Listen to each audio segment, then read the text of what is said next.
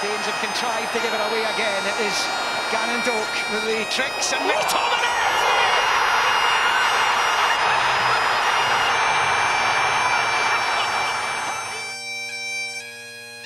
Can Ferguson be on point here?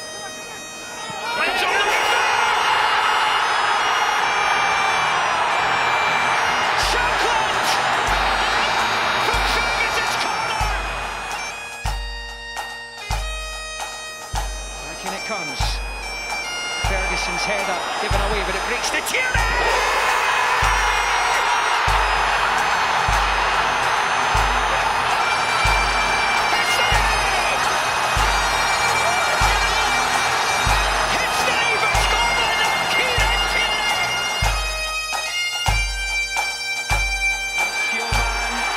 He's given it away. Here's McLean. He's going to shoot.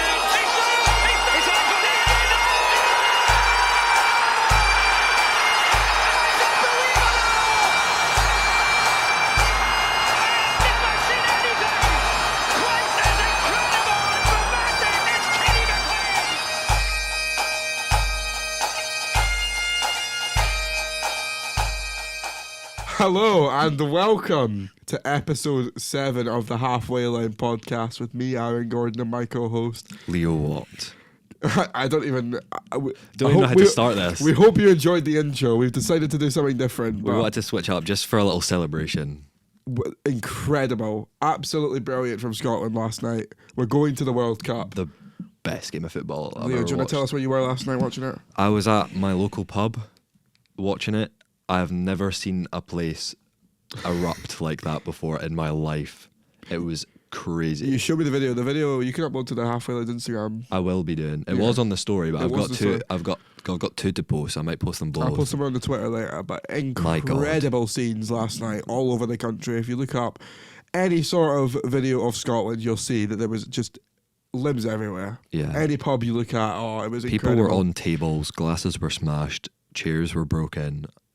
It was crazy. It was an incredible night for Scotland, but I genuinely think that it was down to the passion of the fans. Oh yeah. If it was away from home, I wouldn't have been. No, I don't think so. Confident. But, I mean, you can see after McTominay's goal, which we'll get on to, you can see in the highlights the camera is shaking because the stadium is so crazy. Definitely, but I think we should get on to McTominay's goal because it is by far the best Scotland goal I've seen in my lifetime. 3 minutes into the game. Honestly, it was... how did he even get that high? I don't know. He's a big guy. He's a big guy. He did the same for Napoli in their title decider. Man. And honestly, just incredible. He's good for the big moments. You could tell Denmark didn't expect Scotland to come out fighting at the start. But I think the game really changed when Doak came off. It did. The pace was very different because Doak is the only one in our team that can run. But you could see when Christie was given the job of doing what Doak could do, he didn't do it. No, he to just the same couldn't. standard. He just couldn't. But no disrespect to Christie, because I thought Christie he made a few mistakes. His touches wasn't great, but I thought he did okay for the job he had. To be honest, I think everyone played better than they had. Oh yeah, I don't think anyone really played bad. I think there was a few mistakes, certainly from a defensive point of view. Yes. But I don't think anyone played horribly. No, I think it was actually a pretty good showing from them all, despite Denmark really being the better team. Only person I would have said didn't really do much was Dykes. Yeah, that's fair enough, but that's because he can't run. But the problem he can was just hold people up. Yeah, I think he didn't have much to do. So, and he did come off fairly early. But I think we should get on to a bit of a controversial part, the penalty. The penalty, it wasn't a penalty, was it? I don't know. I just don't think it was. Based on the replay, I think maybe you could give it if the ref saw it and said, okay, yeah, that does look like a pen. But going to VAR, I don't think you can give it. But let me ask you this. Do you think that if it was the opposite way around and Scotland were awarded that penalty, would you have been okay with it? Maybe at the time, I would have been like, no, that's a pen. But I think circumstantially, realistically, the foul started outside the box and it didn't make its way in, so it couldn't have been a penalty either way. I don't know what the rules are regarding that, but I don't know if it's on the line. Maybe, but I still feel like it didn't start on the line, and I don't think on the line counts as in the box. For I don't know. I guess it's the rules, but I think it's a bit different. But we could have got our own back with the red card. Yeah, that was not very John McGinn did dive, but all in all, a bit of justice for the penalty. I think so. It was not a yellow card whatsoever. No, it wasn't. But you can't go to VAR for a second yellow, so we got very, very lucky there. Yeah, that was fortunate. But And then come the 77th minute, Shankland put us in front. yes, it was a great ball in from the corner. Fantastic. That was our first corner of the game. Yep. First corner of the game, and I remember Schmeichel should have done better. I'm sure it was like before that corner, Denmark had 7 and Scotland hadn't had any until then. But yeah, Schmeichel should have been better. He was pretty poor all game. He wasn't great. Elated at that though. Very happy he was bad, but Oh yeah. it was a great corner. Did you hear the Scotland fans booing him every time he was on the ball? It was quite It's so funny. I know. But 4 minutes later, Patrick Dorgu equalised. Yeah, to be fair, it was a good finish from him, but it was devastating was at the not time. good. Oh, it was Like, because it was so, we got that second goal. We're up again. It was, everyone was so happy. It was the place was last bouncing, bit but it of was the game. fact it was so quick after it as well. Yeah, only like it was 20 minutes left of the game basically. So No, 10 minutes. was it 10 minutes left? It was 80th minute he Oh scored. right, okay. Well, yeah. And then Would've McGinn been- had that chance, 85th minute. That was Oh my God, that it was was so such a close. nice shot as well.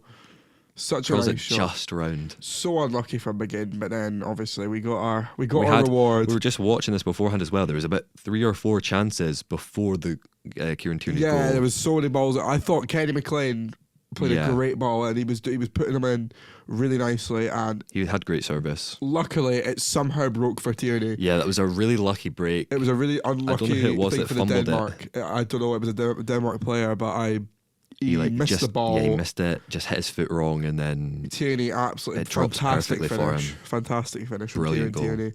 And then obviously, I don't think we knew Kenny McLean what a goal though! Like in seriously, his own half. it was I don't 2 know minutes. what Schmeichel could see that he was winding up to shoot, but still didn't move back. And I don't think he knew what he was doing because they were obviously trying to waste time, and he didn't think they were going to shoot. But if you've got that opportunity, the game's done. It was brilliant. I've But- never celebrated more in my life. We also have to we have to say the referee took way too long to end the game. I agree, but I'm going to go on this right now. I thought the referee was okay. I think he was fairly good. Yeah.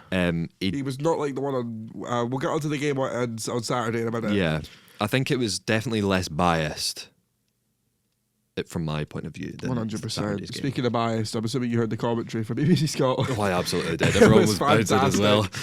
It was fantastic. But it doesn't matter. Fair enough if it was like a home nation we were playing. Like you kind of Yeah. have to be a little. But the fact is, no Danish people. Many Danish people were going to be listening to it. I don't On think BBC so. Scotland, Not so- BBC Scotland. Maybe well, I do have a Danish friend, but he doesn't like football, so I don't think he'd be But I watching think it. you can sort of compare this to the Ireland game. Oh yeah, Against Hungary, that was incredible as well. that was But scenes as well. I mean, the highlights of that, seeing the stadium erupt and everyone going, that was incredible. I think it was really good for away Scotland from and home. Ireland. Unfortunately, it was away from home for them. I know. Imagine it was a home game. That would have been insane as well. Oh yeah, but they also beat Portugal 2-0. But we'll get on to them in a second because obviously we're talking about Scotland. Ended the game, absolute. I don't know if you heard Andy Robertson talking about Jota after the I game. did. That was quite powerful. I think so. It was a nice tribute there. It was. Definitely something that And you could tell the Liverpool players are never gonna. I don't think they're gonna get over that. it was a hard loss for them. I mean, it's obviously not just a teammate, but a good friend of theirs. And 100%. I think the story of Andy Robertson saying that he had him in his mind the whole time because they both missed out on the last World Cup, and this time they had both really wanted it, and only one could get it this time. It was But yeah, incredible. I think so. But honestly, incredible performance from Scotland. It was fantastic. They defended brilliantly, I thought. I think it was definitely the worst part of the game. I think. Yeah, But I mean, still, it was that- better than Saturday I think by from far. I think from the 10th minute to the 45th minute was the hardest half Scotland will ever play. Yeah, to be honest, I didn't see all of the first half. I saw the first goal, and then I had to step out for a bit, and then all I could hear was the reactions in the other room. But from what I could see, I've just dropped my phone on the floor. From what I could see, Scotland really did well to keep in it there because honestly, it could have gone so far the other way. Oh, 100%. 100%. But Craig Gordon, absolutely brilliant, made some really crucial saves. to keep us in the game. But I'm so buzzing. I woke up this morning, I still couldn't believe it. Like, I couldn't get to sleep last night. I was just high on adrenaline. It was incredible. I've got to cut you off. The Analyst has just texted me. The Analyst. He says, "I bet if you type in halfway line on YouTube, then Kenny McLean will come up first." Sorry. Oh, that's quite good actually. That's quite good. Thank you, Analyst. He's providing all of our content. Yeah, we will get some more comments from him We have got some Analyst notes for you later. He just texted me that, and I thought I'd say it on the podcast. That's quite funny. Thank you very much, Analyst. But should we move to Saturday's game? I think so. What we were texting, I was texting you throughout the whole time. It was insane as well. It was so close. Almost completed that comeback there. See, Doak, we've always said this. Doak is our best player. By far. Doak is our way better. He's unreal. He kind of was the only reason we were in the game on Saturday. Oh, yeah. He even scored so much. Was it not his first goal? First goal for Scotland. So really good for him. Unfortunately, he didn't get to play as much of. I think he pulled his hamstring. Yeah, he was injured. It's horrible. Poor guy. But to be honest, even without Doak, they did play pretty well. So happy about that. But Saturday's game, he was fantastic. But you could tell by the end he was absolutely shattered. Oh yeah, he was broken. They're giving the ball to every single time because they know he can create. I know, because he's really the only one there that can. Unless they manage to brute force their way through, Doak's the only one that can get around players. He's really the only one that tries that I can see. So that's definitely something to work on for going to North America. Yeah, I agree. But Saturday's game, we did not play well. No, it was pretty poor. It was honestly, the first half was so bad. Oh yeah. And the second half was so much better. Second half we were brilliant. They were trying to win at that point. They were actually. I would trying say to score second goals. half from about the 60th minute onwards. Yeah, you could tell when they started actually pressing, it was really good from Scotland. 100%. But it just wasn't enough. It was a good goal from Doak and a good header from Ryan Christie. Yes. McTominay got really unlucky with that chance. It was an incredible save. We had to say Shea Adams. Don't get me started on Shea Adams. How many goals did he miss? He missed one in the first half where it got. I mean, he was unlucky. It got crossed like the back post. He headed it into the side netting. That was probably his best effort. Yeah, but he should have. I know it was offside, but he should have scored that chance in the second half where he had. No, it wasn't offside actually. I don't think that was. I'm thinking of a different one, but he had a basic open goal. And he put it to the one player in defender could get it. It was not good. It was not good. It was very poor. Very poor indeed, but I think he definitely played better yesterday. Yeah. Thank you to the great nation of Belarus. Yes. Realistically, if Belarus did not complete we would not be as happy this morning. No. Honestly, if we'd lost last night, this podcast would have been horrible to record. I know. But we would have come in much later. Yeah, 100%. Probably tears in our eyes. To be fair, we are quite late today. We are quite late, but that's not our fault. Because our class got cancelled, so we came in anyway to just record the podcast. And about 5 different people have used this room before we could get into it. It's annoying, but I think, is that all we've got to cover for Scotland? I think so. I think we should maybe cover the Ireland. Yeah, Ireland, down and out. They looked down and out in the group. They were sitting third behind Hungary and Portugal. And they clawed it back. They needed to win both games to qualify. And they needed Hungary to lose to another team. I can't remember which one. Ireland beat Portugal 2-0 where Ronaldo getting sent off. Troy Parrott with 2 goals. Then they beat Hungary 3-2 with Troy Parrott with a hat-trick. Yeah, he has been incredible. Troy Parrott needs a statue of him in Ireland. Yeah, my mate Oren was like, I hope you're getting some coverage for Parrott on this We're getting, podcast. We're getting some coverage for Parrott. Absolutely incredible player. Because he was at Plymouth, I think, a few seasons ago. But now he's at AZ Alkmaar because he was at Spurs and he moved. Yeah. But he's been fantastic. Fantastic from him. Great form from him. I mean, seriously, some of the goals were incredible, and that final goal to get them 3-2 was 100%. Insane. Yeah. Insane. But I think we should. Is that all you want to cover for international? What about Wales? Wales last night. Good point. Wales last night secured a 7-1 win over North Macedonia to secure them in the playoffs. They needed to beat them, and they did it in emphatic style. Yeah, which is absolutely fantastically. I think Harry Wilson scored a hat-trick, which is really good for him. Just an all-round dominant performance from Wales. Brilliant. That must be one of their biggest international wins, surely. And it's a decent side. North Macedonia aren't, because I think Miovski scored for North Macedonia. Does that mean the UK and Ireland, almost all of the nations will be either potentially going to the World Cup or are going. I don't know about Northern Ireland. Yeah, I'm not too sure on them, but maybe But I know Ireland and Wales are in the playoffs. Yes, and then they're in the Scotland and playoffs. England Scotland and have England, yes, they have. So it could be the best showing for the UK and Ireland. It's meant when you for look, a while. I know, it's meant when you look at the group winners and you see like the kind of teams that Scotland have qualified along with. I know. Like Norway is like I think the worst team out of that whole. Us and Norway are the worst teams out of that. And like Denmark wouldn't look out of place in that. No. But we do. It's incredible what we've managed to pull off. I know. It's kind of a fairy tale story at this point because 100%. what was it, 27 or 28 years since Scotland last qualified? 28 years. It was 1998, right? Yeah, but we qualified 1987. So It was for World Cup. We played Brazil in the opening game. I remember I fluffed that stat a few weeks ago, so I was quite annoyed with that. Yeah, but we move on. But no, it's an absolute fairy tale story for that. I mean, it was all building up, and I think it's as close as it could have been. Oh yeah. So really, really incredible. What to did you get that. think? Did you think we could have won it beforehand?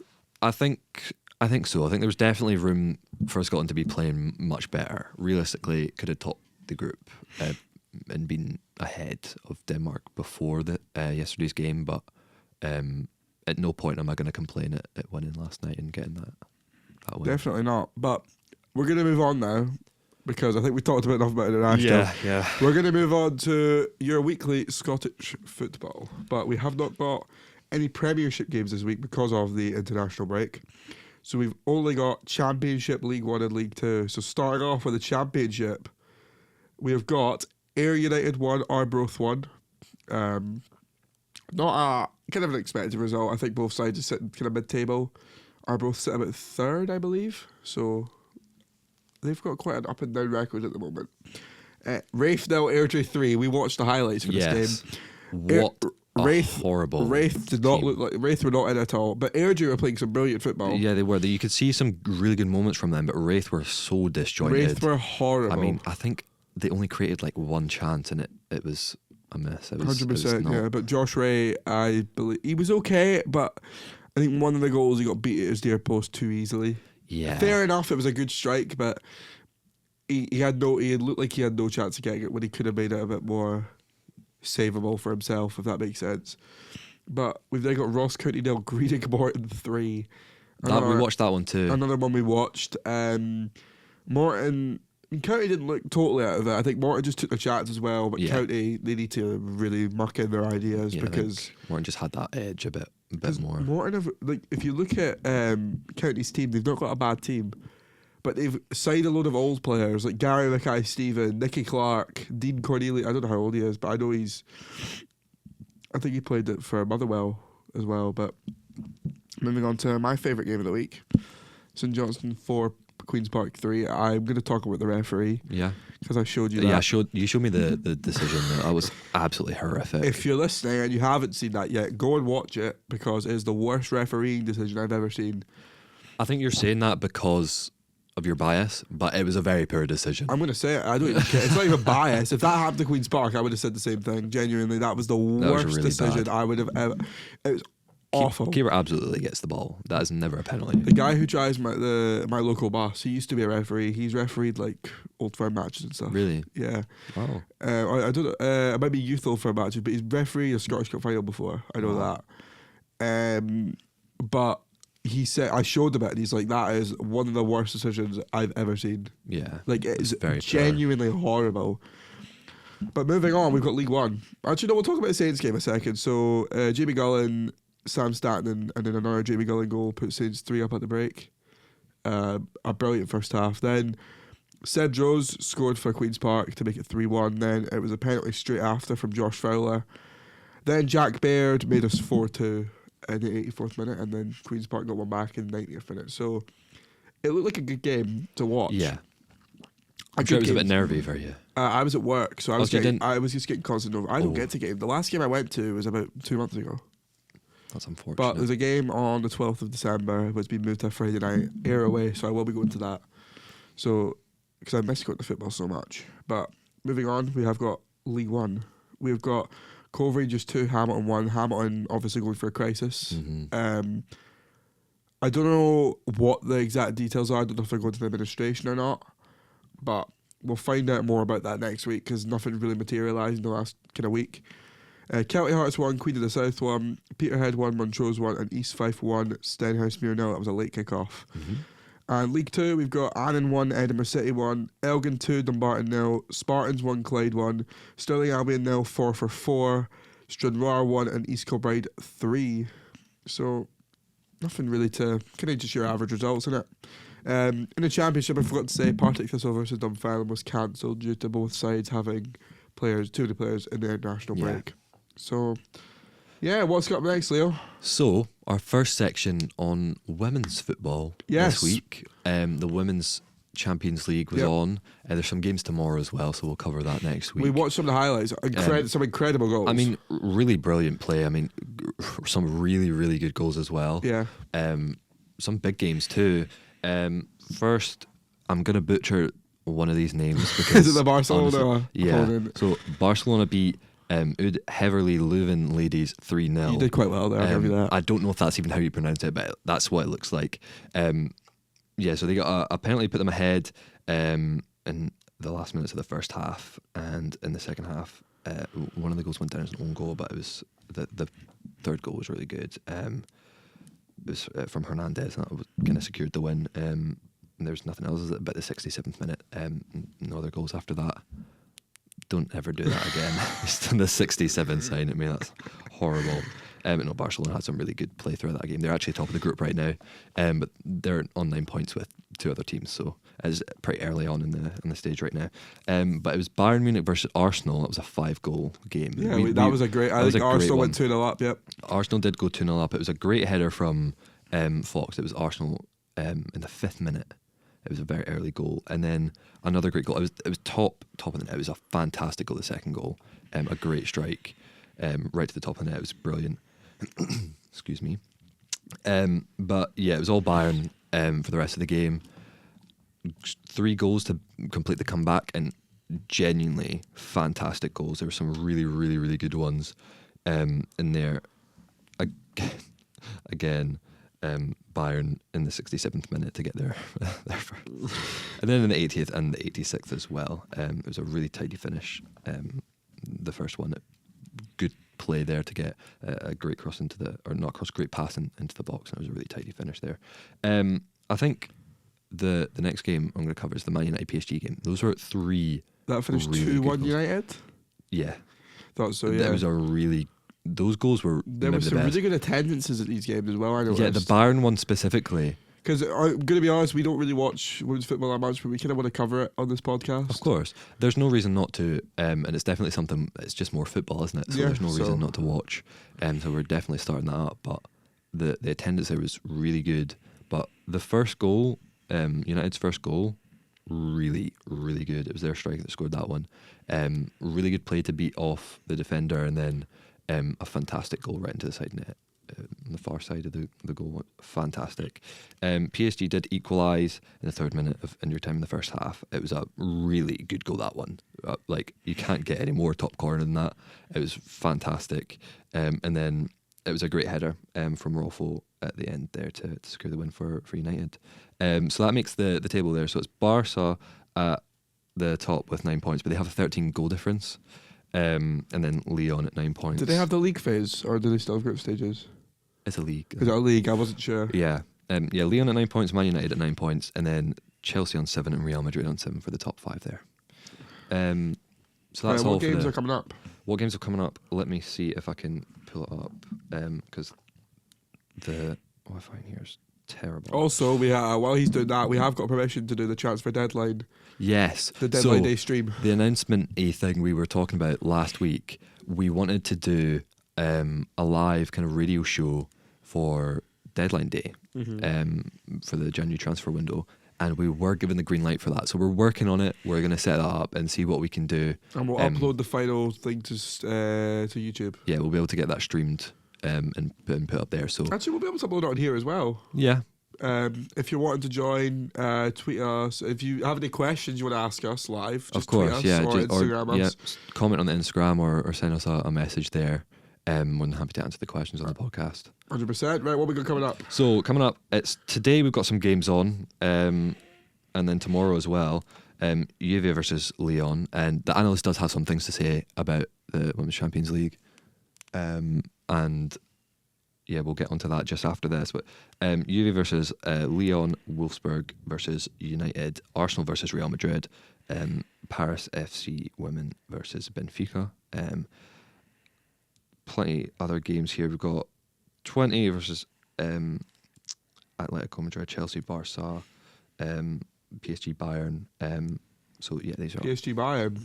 yeah some Should be good a games game here. night, yeah. We'll be able to cover those next week, and maybe see if I can get a few of them watched tonight, because there's plenty on tonight and tomorrow. So There certainly I'll look at is. that. But we've got the Analyst next. Oh, best part of the Always podcast. the best part of the podcast. Everyone loves the Analyst. I just realised there's a local derby on Friday if you're interested. There is Preston North End against Blackburn in the English Championship. Sorry, just to throw that out there. If anyone's interested in that. Also Queen's Park against Ross County. First up, so the Analyst has covered 3 topics for us. Okay. Firstly, we have the Women's Champions League, so a bit of a segue there. Lyon cruised to a 3-1 win against Wolfsburg in the UWCL this week. I think Lyon, they've got a very good women's team. They do. Ada Hegerberg added 2 more goals to her all-time leading Champions League tally. Lyon have now won all 10 of their competition games this season. Wow. Their front line, that includes former Wolfsburg winger Jules Brand, Ada Hegerberg, and Are you about to butcher the name? I'm going to butcher this one. Do you want me to try? Oh my goodness. Like, give a shot. Let me try. I'm going to zoom in on it so you can see which one. Okay, thank you. Let me see. Which one is it? That one? Yeah.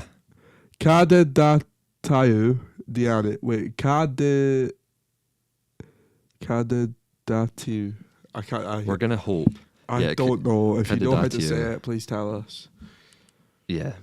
But still, it's a match for any team in the world, the Analyst says.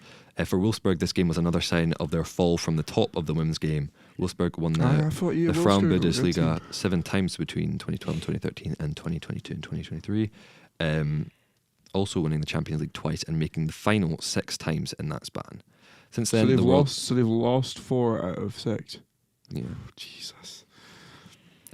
Since then, the world has caught up. England, Spain and France all have teams at the top of the game now, and Barcelona have taken this top spot in quality. This shows that complacency in the ever-growing women's game can lead to a quick fall from grace. Bayern Munich have forced their way to the top in Germany and are looking to purchase the FCB Frauen team in their own stadium. I don't know why I said in there. They're looking to purchase their own stadium for the women's team to bring a league to the top. And fans of the Bundesliga Frauen will be hoping Wolfsburg can compete on the big stage again. So yeah, really great breakdown there. Yeah, thank you, Analyst. And a lot of good information that I didn't know before. I didn't know much of that. I knew Wolfsburg had a good women's team, but I didn't know they'd fallen off so hard. The thing about the Analyst is that any football, he loves it. He's going to watch any of it. So he's always going to have something to say. Next up, we're going to talk about Rangers' footballing structure. This is the biggest part. He loves the Rangers. He loves Rangers, doesn't he? He said that he could have written double, but he cut himself off. So we're going to start off. Rangers underwent a huge takeover during the summer, led by Pareto Health founder Andrew Cavana. The new regime opened the era by promising a more modern and controlled footballing structure. Kevin Thewell and Dan Purdy were brought in to be sporting director and technical director respectively. What followed was a summer window which showed endeavour to spend but a failure to execute.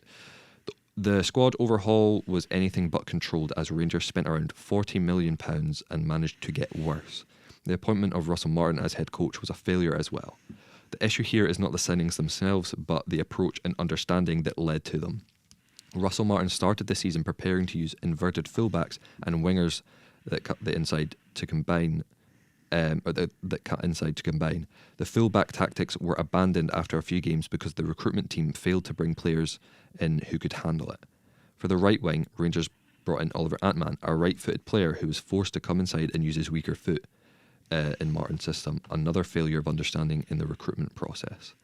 Thelwell has come under massive criticism not only for his recruitment but also for hiring practices. He hired his son Dan Purdy, Jonathan Hunter-Barrett and now Scott Fry, all people he has worked with in previous jobs. Criticism of these hires is largely unfair given his son has a strong CV in football before getting this job.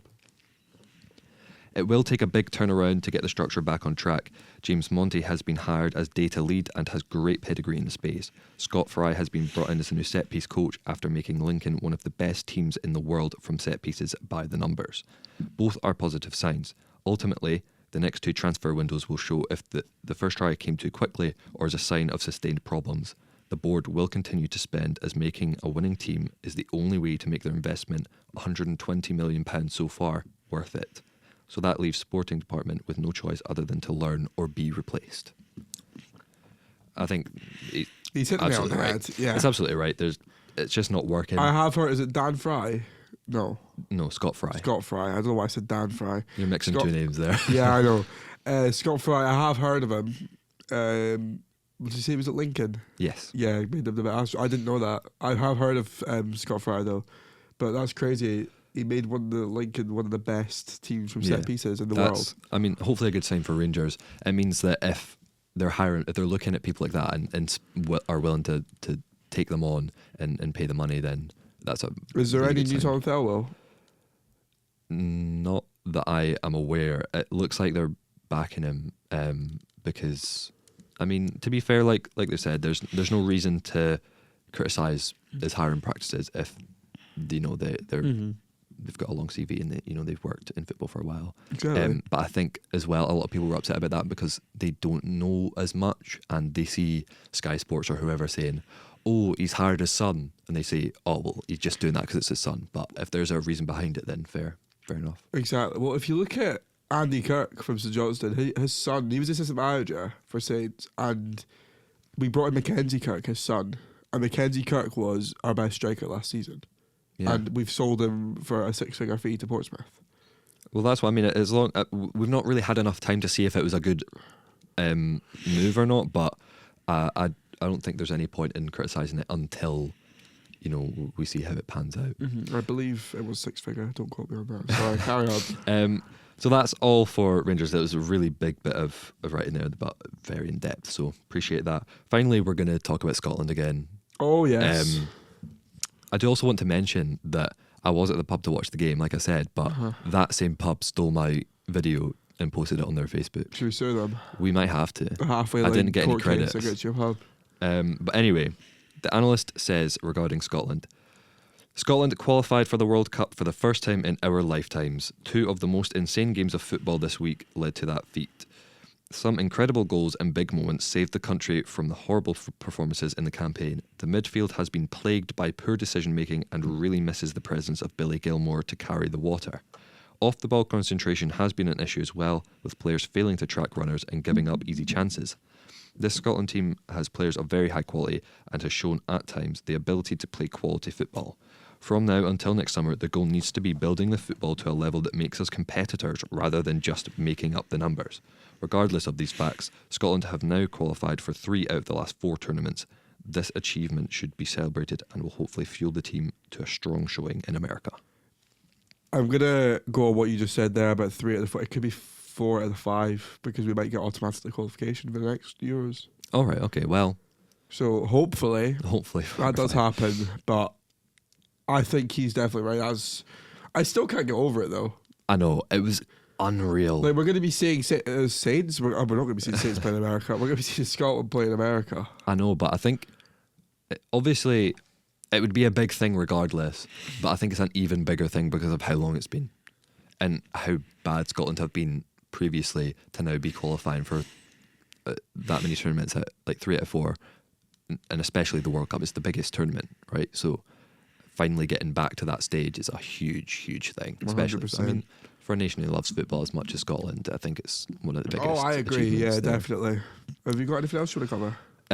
I don't think so. I think that's all for me, and that's all from the Analyst there. I think that's all for me as well. I think that's all for this week. We talked about Scotland way too much, I think. Well, I but think we had if you to. look at the time we've talked about Scotland for half of it. Well, there you go. So, but we hope It's actually a bit of a shorter episode this time because there was technically less football on. if there was Premier League stuff on and Premiership stuff on, we would have more stuff to talk about. But regardless, we hope you've enjoyed this episode. This is probably going to be the longest episode we're going to have to edit.